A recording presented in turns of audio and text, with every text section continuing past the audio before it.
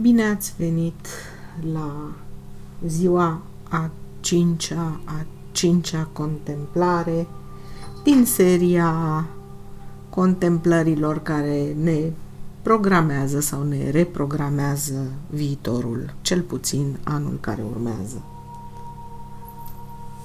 Este 24 decembrie, suntem în ajun de Crăciun, iar contemplarea de astăzi este dedicată cuvântului împreună și conceptului de comunitate, care începe să devină unul dintre pilonii reconstrucției sufletului nostru ca omenire. Este o zi care unește familia și prietenii. Este o zi care ne adună la masa de Crăciun pe majoritatea dintre noi. Este o zi în care sărbătorim puterea și darul de a fi împreună. Vă invit ca astăzi să aprindeți lumânări pentru ghidare, căci 24 decembrie este o zi în care putem să recunoaștem îndrumarea luminii. Putem să punem deoparte puțin timp, cum este acesta pe care îl folosim acum, ca să vedem ce apare la suprafața conștiinței, care sunt sfaturile pe care le primim din nevăzut, care sunt direcțiile în care putem să ne îndreptăm fără să umblăm pe aceleași drumuri bătătorite care uneori ne-au dus, alteori nu ne-au dus acolo unde aveam nevoie să ajungem.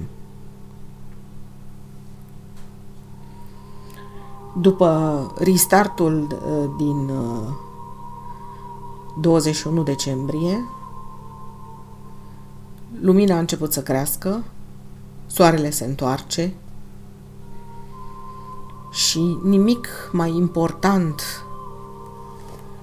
în acest moment decât să ne aducem aminte că suntem cu toții conectați, că eu sunt tu, că ceea ce te afectează pe tine mă afectează și pe mine,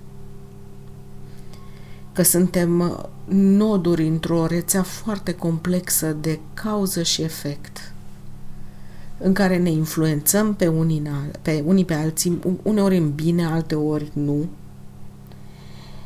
dar în care cel mai important este să fim conștienți de această interacțiune continuă și capabili să ne facem alegerile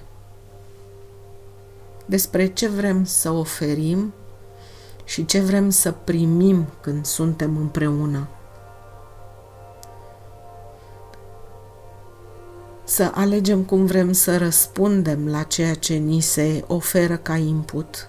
Poate că sunt cadouri pe care este necesar să le refuzăm. Să alegem să rămânem deschiși și să nu credem că izolarea este o formă de invulnerabilitate. Să înțelegem că aceste conexiuni sunt o sursă de putere.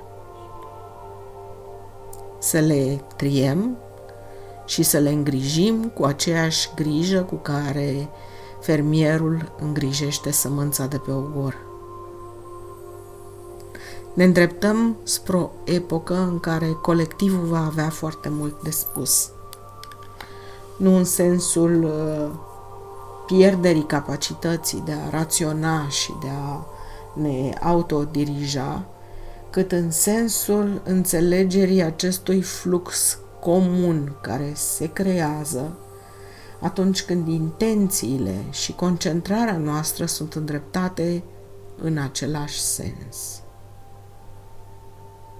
În momentul acesta putem să ieșim din polaritate și să ne aducem aminte de unitate, nu în sensul prost, cel care uniformizează, mătuiește și netezește, ci în sensul în care fiecare element dintr-o mulțime are calitățile și valoarea lui și în care să înțelegem complementaritatea ca pe un dar.